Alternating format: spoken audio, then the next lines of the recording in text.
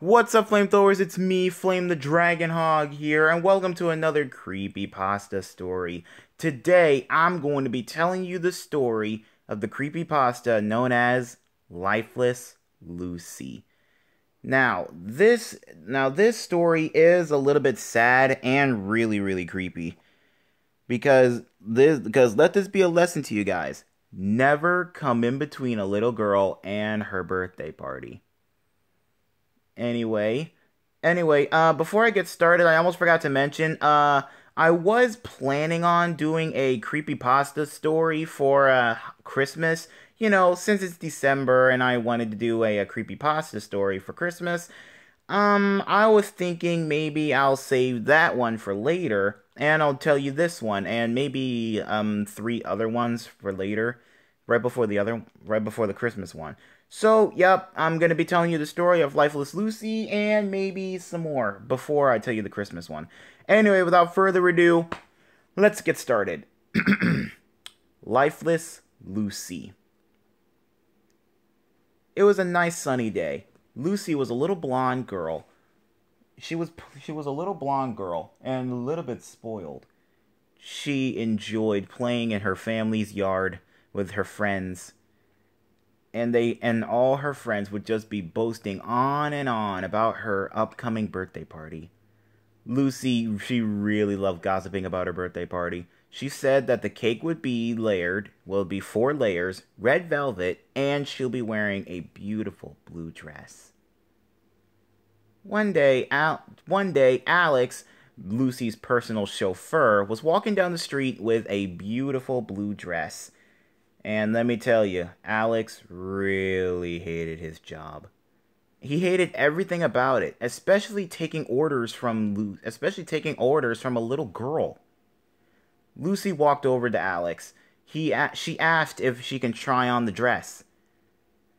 But then soon he just looked at her, giving her this really not so happy look. And then he said, "Your mother insisted not to let you try on this dress." But Lucy really insisted on trying it on. Then Alex got an idea. He can just do the plan that he was planning to do for months. So, he let Lucy try on the dress. Lucy ran upstairs to her room and locked the door, so that way nobody can disturb her as she tried on the dress. Alex was right outside the door, keeping an eye on things. When Lucy got done, she looked at herself in the mirror. She looked beautiful in her new blue dress. But right before she was about to head downstairs to show her friends, Alex grabbed her before she could react and threw her into the car. He started driving away from the house. He said, "Don't worry, you're going to love your new home." Lucy didn't really respond much because she thought that Alex was going to hurt her. So she just went with it. At the end of the car ride, Lucy met another man. He looked like he was in his 40s. His name was Chris, or Christopher. Alex said, Don't worry. Chris is going to be taking good care of you. You work for him now." Soon Alex drove off in the car with a big stack of bills in his hand, leaving Lucy behind. Chris put Lucy to work, having her clean up, having her cook, and straighten things up.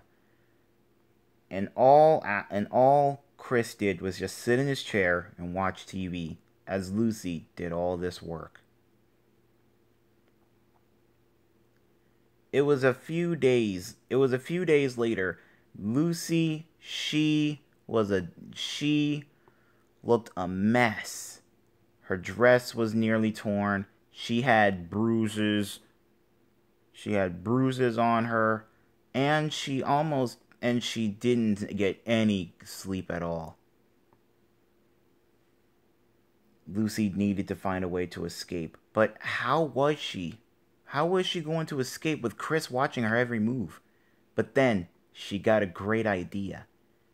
She can put medicine inside his food to make him fall asleep, giving her enough time to escape. So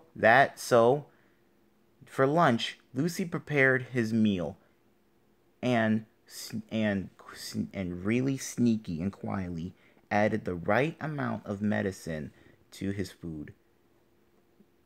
Chris ate, and soon he quickly fell asleep, only giving Lucy a few minutes to find a way out. She couldn't find a way out, but then she noticed that the front door had a keyhole, so she needed to quickly find the key. She found a key, but the key was too small for the lock. So she tried it out for every possible lock. She soon found a drawer. She opened the drawer, and inside fell out a photo album. Inside the photo album were pictures of little kids about Lucy's age. And on the other page were the same kids, but it was body parts, dead corpses and skeletons. Lucy shrieked quietly in fear. She needed to hurry up and find a way out of there. She couldn't find another key to fit the door, but then she had an idea to look inside Chris's pockets.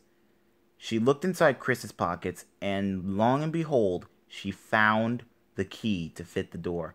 She quickly opened the door and ran outside. Soon she felt a presence following her. She heard heavy footsteps. She turned around and saw it was Chris chasing after her. She ran and ran as fast as she could. Then she tripped into a deep ditch. Inside the ditch were the corpses and skeletons of the children in the photo album. Lucy shrieked with fear, horrified at what she witnessed. Chris pulled her out of that hole and dragged her back to the house. He said, "Did you enjoy meeting your new friends? Well, don't worry. You'll see them soon again." Lucy begged and pleaded for her life, but all Chris did was throw her into the house, put her arm on a table, and chopped her arm off with a big axe.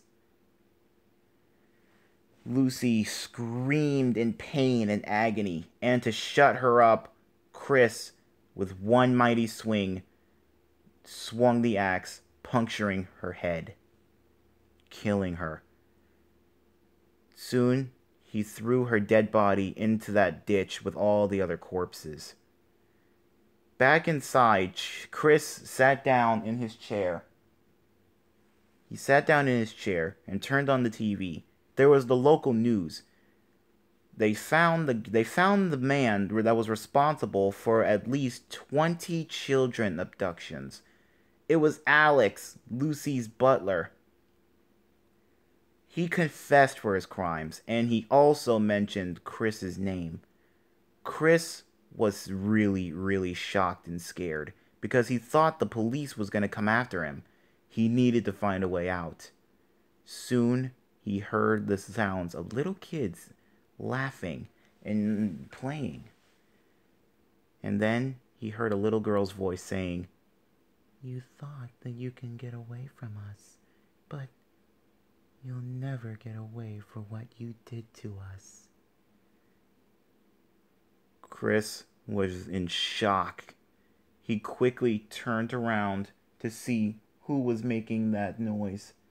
And long and behold, it was Lucy, with blood on her face, that scar on her head from where the axe was, and her arm missing, just dripping with blood on the floor. And behind her were the corpses and spirits of the children from the ditch. Chris was horrified and shocked. He was horrified, and he ran outside, only to find his house surrounded with cops. He was arrested and charged for murder. They locked him up in an insane asylum with a straitjacket. Inside there, he heard the sounds of those little kids again. Soon Lucy appeared, but this time her face was that of a skeleton's. I told you, there's no way that you're gonna pay. There's no way that you'll regret what you did to us. Now we are here to take our revenge. The kid's spirits held Chris down. He tried to get up, but they were too strong. Soon Lucy ripped open his gut, pulling out his intestines and bones, killing him. Then Lucy and all the other spirits went back to their final resting place. So, let this be a warning to you, flamethrowers. Never come in between a little girl and her birthday, or else Lifeless Lucy will be coming for you. Well, that's the story of Lifeless Lucy, everyone. What did you think about it? Was it creepy? Or did you guys just feel bad for Lucy? Because she was just a normal girl, really excited for her birthday. But then, next thing you know, she was a ghost, or a spirit, or whatever. So, yeah. Anyway, if you guys enjoyed this creepypasta story, let me know in the comments below. And also, let me know in the comments below what other creepypasta story do you guys want me to tell. Because I know a lot of creepypasta stories, and I want to share them with you. But you guys gotta let me know which creepypasta story do you guys want me to share with you. So, with that being said, this is Flame the Dragon Hog, also saying, if you're new to the channel, sub to it. And also, be sure to turn on that notification bell so that way you guys can be up to date whenever I post. So, yeah, this is Flame the Dragon Hog, signing out for now. Later, flamethrowers.